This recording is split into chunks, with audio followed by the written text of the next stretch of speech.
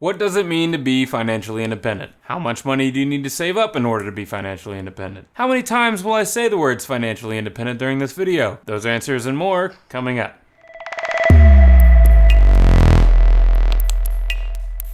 What does it mean to be financially independent? Short answer, it's when you don't need to rely on anyone but yourself. It's when you don't need to work to make money, your money makes you money. You've saved enough, you've invested enough, to the point where you can live off the interest that your investments accrue. So what does it take to be financially independent? A lot of money? Wrong.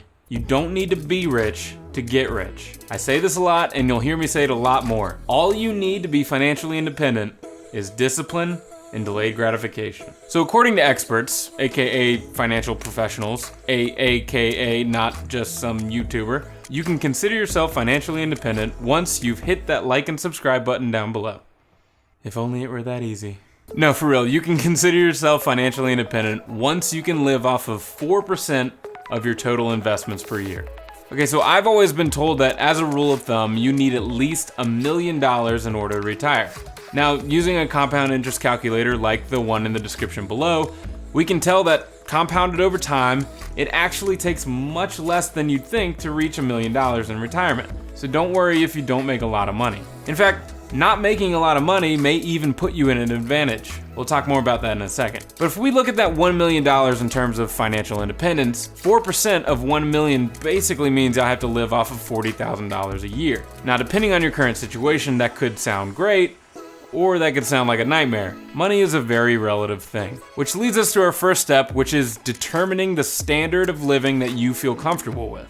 A good place to start is, what is your annual cost of living right now? That would be all of your current bills and expenses. Probably the quickest way to get to this ballpark number is to take your annual salary after taxes and subtract whatever amount it is that you save and invest on a yearly basis. So if you're able to make $50,000 a year, you're able to save $10,000 a year, then there's a good chance your cost of living is around $40K. So what's your cost of living right now? Is it $20,000, $40,000, $100,000 a year? A month? First off, whatever your cost of living, it should be lower than your income. If it isn't, then you're going into debt, and you'll need to seriously cut back on some things in your life. I'd suggest watching this video here on opportunity cost before we go any further. But remember how I mentioned that not making a lot of money might actually help you be financially independent? Well, that's because your cost of living is far less than someone who's used to, say, making and spending a few $100,000 a year. Okay, I can't say financially independent anymore. I gotta say something else. Fiscally self-reliant. Much better. Okay, becoming fiscally self-reliant isn't something that is a one-size-fits-all amount. It isn't sum-based. It's percentage-based. So think about that number, that annual number that you want to live off of. Now let's determine how much you need to save up in order to be fiscally independent. Okay, all you need to do to determine that number is to take that annual cost of living you're comfortable with and simply divide it by 4%, or 0.04. So if you're looking to achieve fiscal independence and are used to living off of $10,000 a year, you only need to save $250,000 to maintain that standard of living while quitting your job and being completely self-dependent. Whereas somebody who's used to living off $100,000 a year, it would take them $2.5 million to maintain their same standard of living. So take whatever amount it is that you feel comfortable with, divide by 4%, and that number is your goal.